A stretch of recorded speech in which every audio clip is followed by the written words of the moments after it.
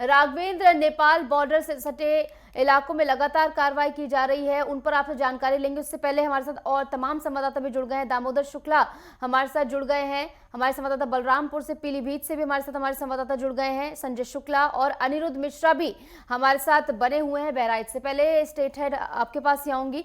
राघवेंद्र, देखिए जिस तरीके से एकाएक कार्रवाई की जा रही, कहा जाए कि सरकार का ये तगड़ा एक्शन देखने को मिल रहा है, तमाम अतिक्रमण हटाने का काम किए जा रहे हैं फिलहाल। बिल्कुल निशु, पहलगाम हमले के बाद जिस तरह से लोकल इनपुट मिले इंटेलिजेंस के मुख्यमंत्री योगी आदित्यनाथ को कि इन क्षेत्रों में जो नेपाल बॉर्डर के समीपवर्ती जिले हैं, चाहे वो श्रावस्ती हो, बहराइच हो, बलरामपुर हो या महाराजगंज हो, इन जनपदों से अवैध गतिविधियां संचालित हो रही हैं। जो अवैध धार्मिक स्थल बने हैं उनके द्वारा अवैध गतिविधियां संचालित की जा रही हैं। इस पर मुख्यमंत्री योगी आदित्यनाथ ने स्पष्ट निर्देश जारी दिया कि नेपाल बॉर्डर से सटे 10 किलोमीटर का जो दायरा है, वो चाहे महाराजगंज जिले का हो, बलरामपुर का हो या बहराइच का हो, श्रावस्ती का हो या पीलीभीत का हो, इन जनपदों के जो 10 किलोमीटर के दायरे में नेपाल बॉर्डर से हैं, इनकी गतिविधियों को चेक किया जाए और जो भी अवैध निर्माण हैं उनको नोटिस जारी करके उसको कंफर्म किया जाए और जो भी अवैध बने हुए हैं धार्मिक स्थल उनको या तो सील किया जाए या तो ध्वस्त किया जाए। और उसी पे बुलडोजर की कार्रवाई लगातार प्रशासन की तरफ से, जिला प्रशासन की तरफ से इन जनपदों में की गई। और हम बात करें श्रावस्ती की, बहराइच की और महाराजगंज की, तो इन जनपदों में सर्वाधिक अवैध निर्माण मिले, जहां से अवैध गतिविधियां संचालित होने की खबरें आ रही थीं। मुख्यमंत्री के निर्देश पे इन सारे जगहों पे या तो नोटिस जारी किया गया है या तो सील कर दिया गया है। और कुछ जगहों पे जैसे महाराजगंज की बात कर लें, श्रावस्ती की बात कर लें, पीलीभीत की, बलरामपुर की, इन जनपदों में अवैध निर्माण को ध्वस्त भी करने का काम बुलडोजर द्वारा किया गया है। मुख्यमंत्री ने अपनी मंशा स्पष्ट कर दी है कि उत्तर प्रदेश में अवैध गतिविधियों के लिए कोई जगह नहीं होगा, अवैध निर्माण का कोई जगह नहीं होगा। और उसी को ध्यान में रखते हुए जिला प्रशासन द्वारा ये एक्शन लिए जा रहे हैं। अभी ये एक्शन आगे भी लगातार जारी रहेंगे, क्योंकि कुछ लोगों को नोटिस जारी किया गया है। वो नोटिस का जवाब जब देंगे उसके बाद से, क्योंकि वो अपने डॉक्यूमेंट पेश नहीं कर पाए थे जब प्रशासन की तरफ से समय दिया गया कि आप अपने डॉक्यूमेंट को लाइए, तो वो डॉक्यूमेंट अपने पेश नहीं कर पाए। तो एक तरह से कहा जा सकता है कि मुख्यमंत्री योगी आदित्यनाथ के निर्देश पे ये जो कार्य हो रहे हैं, बुलडोजर की जो कार्रवाई हो रही है, जो सील किया जा रहा है अवैध निर्माण, इससे जो अवैध गतिविधियां थीं, अवैध गतिविधियां जो संचालित होती थीं इन जगहों से, धार्मिक स्थलों से, उस पर रोक लगाने में योगी सरकार सफल होगी। जी बिल्कुल राघवेंद्र, कितनी सख्ती से एक्शन लिया जा रहा है उसकी बानगी इस बात से लगाई जा सकती है कि देखिए लगातार मदरसों को चिन्हित करने का काम किया जा रहा है, अवैध अतिक्रमण को हटाने का काम किया जाए। बलरामपुर से हमारे साथ दामोदर हमारे साथ जुड़े हैं। बलरामपुर में 20 मदरसे चिन्हित किए गए हैं। दामोदर, क्या कुछ कार्रवाई अब तक की गई और कितनी कार्रवाई अभी होनी बाकी आने वाले समय में? बिल्कुल, जो आपको बता दें कि किस तरह से हमारे जी ने बताया कि योगी सरकार जब से पहलगाम हमला हुआ है, लगातार सख्त निर्देश दिया है कि जो बॉर्डर एरिया में है, जो अवैध गतिविधियां संचालित हो रही हैं, जिसे देखा गया, जो इनपुट मिले कि देश में ही जो अवैध गतिविधियां संचालित, इसकी वजह से पहलगाम हमले पे भी देखने को मिला। और ऐसा एक्शन देखने को मिला जिस तरह से बलरामपुर जनपद के 10 किलोमीटर के एरिया में जो पचपड़वा क्षेत्र है, गैसरी क्षेत्र है, जरवा क्षेत्र है, वहां पे तकरीबन अल्पसंख्यक कल्याण अधिकारी ने 20 मदरसों को बंद करवा दिया गया है। उनको 1 हफ्ते का समय दिया गया, उनको नोटिस जारी की गई कि 1 सप्ताह में अपने अभिलेख प्रस्तुत करें। नहीं प्रस्तुत कर सके, उन 20 मदरसों को बंद कराया गया। साथ ही साथ में अल्पसंख्यक कल्याण अधिकारी ने यह भी बताया कि जिस तरह से उनको नोटिस जारी करने के पश्चात जब जांच की गई तो मौके पर जो पाठ्यक्रम संचालित है, यानी जो कोर्स संचालित किया जा रहा था, उसमें नहीं पढ़ाया गया, उनमें दीनियात शिक्षा दी जा रही थी। वह जो पाठ्यक्रम सरकार द्वारा निर्धारित किए गए हैं, सरकार के मानक पर खरे नहीं उतरे, इसलिए 20 मदरसों को जाके अल्पसंख्यक कल्याण अधिकारी, उप जिलाधिकारी व पुलिस टीम ने जाके बंद करवा दिया है। साथ ही साथ में 2 मदरसे और भी ऐसे पाए गए हैं जिनको 1 सप्ताह का टाइम दिया गया है अभिलेख प्रस्तुत करने के लिए। अगर वो प्रस्तुत नहीं कर पाते हैं तो उनको भी बंद कराया जाएगा। साथ ही साथ में अगर हम बात करें तो जिला प्रशासन एक्शन मोड पे है। जिस तरह से सरकार ने सख्त हिदायत दिया है, उत्तर प्रदेश के मुख्यमंत्री योगी आदित्यनाथ लगातार सतर्क दिखते हैं। उनका कहना है कि हमारे प्रदेश में अवैध गतिविधियां संचालित नहीं की जाएंगी। तो ये जो बॉर्डर एरिया है बलरामपुर की, भारत और नेपाल की खुली सीमा है, यहाँ पे अवैध गतिविधियां संचालित होती रहती हैं। आए दिन पुलिस, एसएसबी लगातार अवैध गतिविधियों को पकड़ती है, उन पर कार्रवाई भी ताबड़तोड़ करती है। लेकिन सरकार एक्शन मोड में है कि जिस तरह से जो अवैध मदरसे हैं, लगातार इन पे कार्रवाई चल रही थी, लगातार ये संज्ञान लिया जा रहा था और लगातार ये संदिग्ध बने हुए थे। जहां जिला प्रशासन एक्शन मोड में आया और लगातार ताबड़तोड़ 20 मदरसों पर कार्रवाई की है। साथ ही साथ में ये भी जांच किया जा रहा है कि वह किस भूमि पर बने हैं। यदि अवैध भूमि पर बने हुए पाए जाते हैं तो उन पर बुलडोजर एक्शन की भी कार्रवाई की जाएगी। साथ ही साथ में जिला प्रशासन जो और भी मदरसे संचालित है उनका भी अभिलेख खंगाल रहा है कि ऐसे यदि उनके पास पर्याप्त अभिलेख और मानक विहीन यदि मदरसा पाया जाता है तो उनके खिलाफ भी ताबड़तोड़ कार्रवाई की जाएगी। साथ ही साथ में यदि पाठ्यक्रम की बात करें तो पाठ्यक्रम जो आधुनिकीकरण मदरसे का प्रारूप रखा गया था उसमें पाठ्यक्रम निर्धारित किए गए थे। विज्ञान, हिंदी व अन्य सभी विषय पढ़ाए जाएंगे जो पाठ्यक्रम इस समय मदरसे में संचालित नहीं होते, जिसके कारण जिला प्रशासन लगातार एक्शन मोड में है और उन पर ताबड़तोड़ कार्रवाई के एक्शन में भी है। और साथ में जिला प्रशासन का कहना है कि यदि उनका जो जमीन है, जो भूमि है, यदि उस पे कोई संदिग्ध गतिविधि पाई जाती है तो उनको भी ध्वस्त किया जाएगा। जी ठीक है। और लगातार ताबड़तोड़ कार्रवाई देखने को मिल रही है। बहराइच आपको लिए चलते हैं। बहराइच में 143 अतिक्रमण हटाए गए अब तक अनिरुद्ध, क्या कुछ कार्रवाई आने वाले समय में होने वाली है? जी निशु जी बिल्कुल बताना चाहेंगे कि जनपद बहराइच सीमावर्ती क्षेत्र है, नेपाल बॉर्डर से सटे जनपद बहराइच की तहसील नानपारा के नो लैंड माइंस के तहत अतिक्रमण हटाए जा रहे हैं। सीमावर्ती क्षेत्रों में 0 से 5 किलोमीटर और 5 से 10 किलोमीटर के अवैध अतिक्रमण को चिन्हित किया गया है। उनको लगातार हटाने की प्रक्रिया 1 हफ्ते से शुरू है और अब अतिक्रमण में जो मदरसे पाए गए हैं उन मदरसों को चिन्हित किया गया है। उनके जांच दस्तावेज जांचे जा रहे हैं। जिनके दस्तावेज सही पूर्वक नहीं पाए जा रहे हैं उनको सील किया जा रहा है।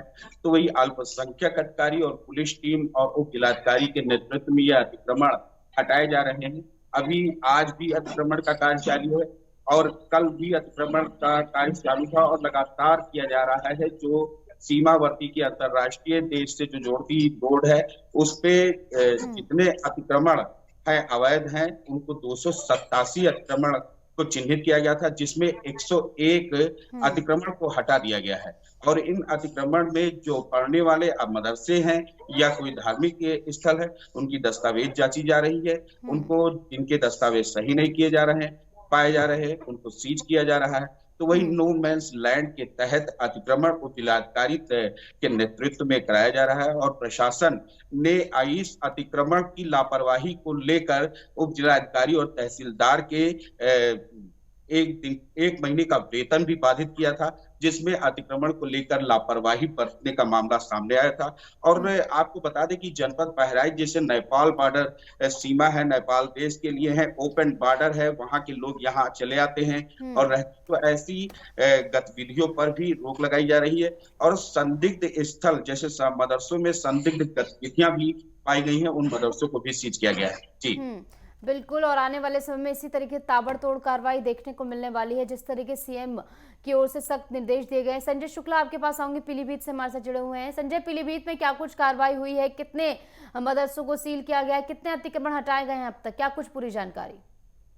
नीशू, जैसा कि आपको जानकारी दे दूं कि जब से जो है वक्फ बोर्ड बिल जो है जारी होने की बात उठाई गई है और ये अभी हाल ही में पहलगांव आतंकवादी जो हमला हुआ है उसके बाद सूबे के जो मुख्यमंत्री योगी आदित्यनाथ उनके द्वारा जो है सभी जिला अधिकारियों को जो है सख्त हिदायत दे दी गई है। यही आपको बता दें कि पीलीभीत के डीएम है संजय कुमार, उनका जो है कल नेपाल बॉर्डर क्षेत्र एरिया में जो है भ्रमण था। और आपको बता दें कि साथ ही नवागत जो हमारे यहाँ पुलिस अधीक्षक आए हुए हैं अभिषेक यादव, वो भी आए दिन जो है नेपाल बॉर्डर सीमा पर जाकर जो है पैदल गश्त करते हैं। और दूसरी चीज़ ये है कि अगर वक्फ बोर्ड की जो ज़मीनें हैं जिनके पास कागजात नहीं है उनकी अगर बात कर ली जाए तो कहीं ना कहीं जिला अधिकारी और जो जिले के आला अधिकारी हैं वो कहीं ना कहीं इस बिंदु को लेकर जो है जांच में जुटे हुए हैं। और उनका कहना ये है कि जब तक हम चिन्हित कर रहे हैं, जब हम पूरी कार्रवाई कर लेंगे उसके बाद में मीडिया को रूबरू होकर जो है सारी जानकारी जो है बताई जाएगी। और अगर बुलडोजर एक्शन की बात कर ली जाए, अगर जैसे कि मान लीजिए अगर उनके पास दस्तावेज नहीं मिलते हैं प्रमाणित, तो उनके जो भी मदरसे या मान लीजिए मजारे हैं उन पर जो है एक्शन कार्रवाई जो है की जाएगी, चाहे फिर ध्वस्त करने की बात हो या फिर सीज करने की बात हो। जी बिल्कुल, और एकाएक जांच की जा रही है, तमाम क्या कुछ वहां पर हलचल है उस बारे में आप सभी ने जानकारी साझा की। एक बार फिर से राघवेंद्र आपके पास आऊंगी। राघवेंद्र, जिस तरीके से इस ओपन बॉर्डर का इस्तेमाल कहा जाता है कि आईएसआई की ओर से भी किया जाता है अपने अवैध गतिविधियों को अंजाम देने के लिए, तो कहीं ना कहीं इस पर एक नकेल कसने का काम यहाँ पर किया जा रहा है। इस कार्रवाई को कितना समय लगेगा और कितना इसमें सख्ती और बरतने की जरूरत है आने वाले समय में?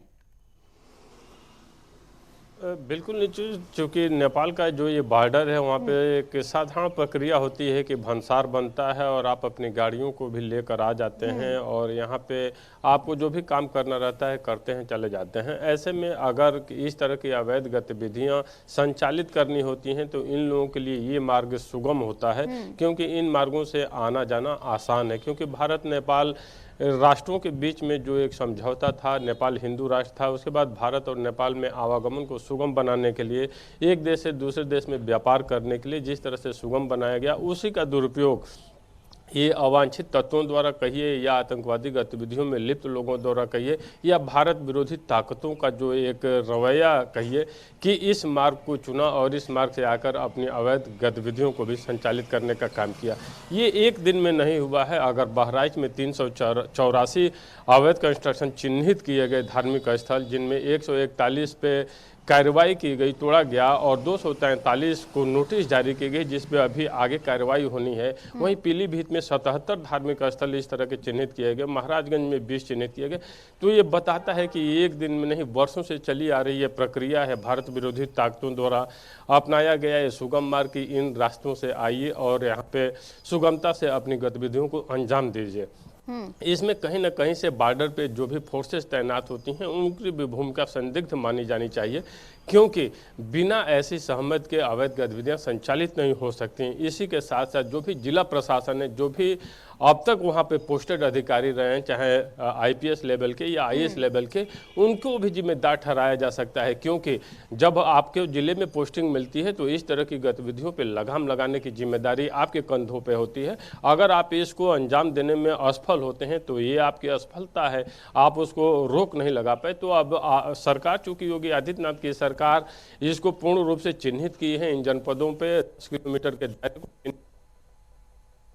दी है कि इन नेपाल से सटे जनपदों में 10 किलोमीटर के दायरे पर अवैध गतिविधियां किसी भी कीमत पे नहीं होनी चाहिए और सरकार के ने जब मंशा स्पष्ट कर दी है तो जिला प्रशासन, पुलिस प्रशासन द्वारा एक्शन लेने शुरू किए गए। तो एक तरह से कहा जा सकता है कि पहलगाम हमले के बाद से जिस तरह से चिर निद्रा सबकी टूटी है, सरकार भी एक्शन मोड में है, जिला प्रशासन एक्शन मोड पे है, बॉर्डर सिक्योरिटी फोर्स भी अब जागरूक हो गई है।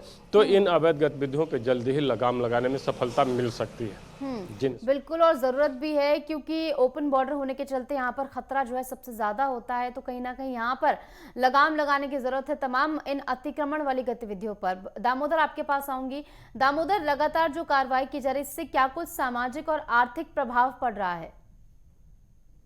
बिल्कुल, इसको आपको बता दें, अगर हम सामाजिक और आर्थिक प्रभाव की बात करें तो जो सीमावर्ती एरिया है बलरामपुर जनपद का, वो लोलैंड क्षेत्र है, वहाँ पे जो विकास है वो लगातार विकास कर पीछे ही रहा है। इसीलिए बलरामपुर जनपद को आकांक्षात्मक जनपद घोषित किया गया था नीति आयोग के सर्वे में। पिछले 8 जनपदों में था बलरामपुर जनपद। अगर हम इसकी बात करें तो तराई क्षेत्रों में, सुदूर तराई क्षेत्रों में मदरसों के इस तरह से बंद होने से जो उसमें रोजगार कर रहे थे, जो उसमें शिक्षक थे, उनकी बदहाली होगी। कागजों की बात की जाए तो उनसे साक्ष्य मांगे गए, साथ ही साथ में उनसे कागजात मांगे गए, वो प्रस्तुत नहीं कर सके, भले ही उनको इस वजह से बंद कराया गया हो। लेकिन अगर आर्थिक प्रभाव की बात करें तो ये देखने को मिलता है। वहीं अगर सामाजिक प्रभाव देखने को मिल रही है, जो समाज में जो व्याप्त होता है इस तरह के मदरसों को बंद कराया जाना, लोगों में एक खबर अपने आप में बनती है कि इस तरह की मदरसा कैसे बंद कराया गया और ये जो अवैध संचालित कैसे हो रहे थे, ये देखने को मिल रही है। वहीं अगर जिला प्रशासन जिस तरह से एक्शन मोड में है, खुली सीमा होने का जो नुकसान होता रहा है, बलरामपुर जनपद की काफी खुली सीमा है, 2 बॉर्डर बनाए गए हैं नेपाल जाने के लिए, और नेपाल से जो अवैध गतिविधियां होती रही हैं, लगातार यहाँ पे कार्रवाई भी ताबड़तोड़ होता रहा है, जिससे आर्थिक क्षति तो होती रही है। लेकिन सरकार ने जिस तरह से अपनी मंशा बनाई है कि पहलगाम हमला जब से हुआ तब से योगी सरकार एकदम एक्शन मोड में, जो यहाँ पाकिस्तानी नागरिक थे उनको यहाँ से पाकिस्तान भेजा गया है। इसी के साथ साथ में सरकार ये भी जांच करने में लगी हुई है, जिला प्रशासन ये भी जांच करने में लगा हुआ है कि सीमावर्ती जिला होने के कारण ऐसा कोई अराजक तत्व बलरामपुर जनपद में दाखिल ना हो, जिससे कि बलरामपुर जनपद समेत उत्तर प्रदेश और भारत को क्षति पहुंचा सके। इसलिए लगातार जिला प्रशासन ये भी जांच कर रहा है। जो बॉर्डर एरियाज हैं, जो सीमावर्ती क्षेत्र है, वहां लगातार ये भी जांच देखने को मिल रहा है कि जो अवैध मदरसे संचालित हो रहे थे, इसके आड़ में कहीं ऐसी कोई गतिविधियां तो नहीं थी जो हमें काफी नुकसान पहुंचा सके और आने वाले दिनों में इसका हमको खामियाजा भुगतना पड़े। इसके लिए जो जिला प्रशासन है वो मदरसों को बंद कराने के बाद अभी भी उनके लगातार जांच में जुटा हुआ है। जो उसमें कार्यरत स्टाफ है उनका भी जांच कर रहा है। इसी के साथ साथ उनसे पूछताछ कर रहा है कि जो अवैध मदरसे संचालित किए जा रहे थे, ये कागजात उनसे मांगे गए तो 1 सप्ताह के अंदर आगे प्रस्तुत क्यों नहीं कर सके, और अगर वो संचालित कर रहे थे तो किसके सह पर संचालित कर रहे थे और क्यों संचालित कर रहे थे। जो पाठ्यक्रम सरकार ने निर्धारित किया था उस पाठ्यक्रम को क्यों नहीं पढ़ाया जा रहा था, इसकी भी जिला प्रशासन जांच कर रही है। और पहलगाम हमले के बाद कोई ऐसी बड़ी घटना ना हो, कोई अप्रिय घटना ना हो जिससे हमारा उत्तर प्रदेश दहल सके, इसको लेकर भी जिला प्रशासन अलर्ट मोड पर है। जी बिल्कुल, अलर्ट तो साफ देखने को मिल रहा है। अनिरुद्ध, आपके पास आऊंगे। अनिरुद्ध, जो लगातार एक्शन लिया जा रहा है, 143 अतिक्रमण हटाए गए हैं, जो आंकड़ा अब तक सामने आया है, इस अभियान का दीर्घकालीन क्या कुछ परिणाम होगा? जैसे कि ये जो पहलगाम हमला ले लीजिए, जिसको लेकर उत्तर प्रदेश योगी सरकार ने सीमावर्ती क्षेत्र को एक सतर्कता बरती है, उसको हाईलाइट किया है। वहां के प्रशासनिक अधिकारी की टीम बनाकर वहां पे जितने नो लैंड मैंस की सड़कों पर, जो ग्राम पंचायतों की जमीनों पर अवैध निर्माण कर रखा था, उनके ऊपर कार्रवाई की जा रही है। उनके अवैध अतिक्रमण को हटाए जा रहे हैं, उनका ध्वस्तीकरण किया जा रहा है। तो वही अवैध अतिक्रमण के साथ जो अवैध अतिक्रमण में जो मदरसे पढ़ते हैं, उन मदरसों की जांच की जा रही है। उन मदरसों में अधिकारी जांच कर रहे हैं। मदरसों में जाने के बाद मदरसों में संदिग्ध गतिविधियां भी देखी जा रही हैं, जैसे कि वहां पे पढ़ाई और पाठ्यक्रम का जो कार्य है वो नहीं किया जा रहा था, कुछ और किया जा रहा था। ऐसे संदिग्ध गतिविधियां देखी गई। वहीं तंत्र मंत्र का भी कार्य होते दिखाई दिया। तो जैसे कि ये जो मदरसे हैं, आप पिछली बार जब सरकार ने ये योजना आपार आईडी के तहत की थी, उस आपार आईडी में कम प्रतिशत में आईडी में दर्ज कराने वाले बच्चों की संख्या पाई गई। तो ऐसी जो ये गतिविधियां हैं, सीमावर्ती क्षेत्र है और जो आने वाला समय है, ये भयानक हो सकता है। और गतिविधियों के अंदर सीमावर्ती क्षेत्र है, नो ओपन बॉर्डर है, और उस बॉर्डर में आने जाने का जो सुगम रास्ता बनाया गया है, जो नेपाल देश से, उसमें कई देशों के लोग आ सकते हैं। और कभी कभी ऐसा होता है कि सीमावर्ती क्षेत्र में कई देशों के लोग बिना वीजा बिना पासपोर्ट के अंदर भारत चले आते हैं, जिनकी पकड़ होती है और उनको जेल भेजा जाता है। तो ऐसे ओपन बॉर्डर और सीमावर्ती क्षेत्रों में अगर रहेगा और उसकी जांच कड़ाई से कार्रवाई नहीं की जाएगी तो समय में एक भयानक रूप ले सकता है। और ज्यादातर यहाँ विदेशी ही बॉर्डर क्षेत्र में देखे जाएंगे और बाकी लोगों का तो कहीं आधा ही पता नहीं है। ठीक है अनिरुद्ध। संजय, आपके पास आऊंगी। संजय, जो कार्रवाई फिलहाल की जा रही पीलीभीत में तमाम मदरसों को सील करने का काम किया गया, क्या कुछ संदिग्ध गतिविधियां पाई गई यहाँ पर मदरसों में जो की जा रही थी? जैसा कि आपको जानकारी दे दूं कि पीलीभीत में हाल ही में एक अवैध रूप से जो है मदरसे का संचालन किया जा रहा था, जिसको लेकर जो है जिला प्रशासन द्वारा जो है नोटिस सर्व किए गए और नोटिस लगाने के बाद जो उनके ऊपर कार्रवाई की गई।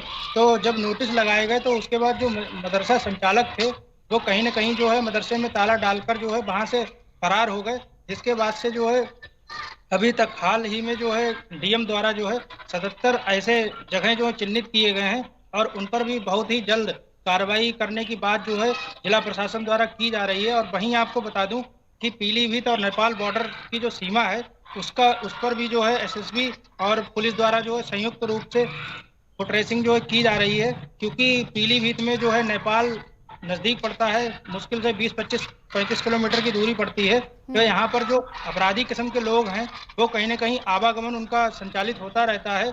इससे पहले भी पूर्व में जो है अमृतपाल जो है वो पीलीभीत से ही नेपाल की सीमा में भागने का प्रयास कर रहा था, लेकिन उसको जो है कहीं ना कहीं यूपी की जो एसटीएफ है उसने धर दबोचा था।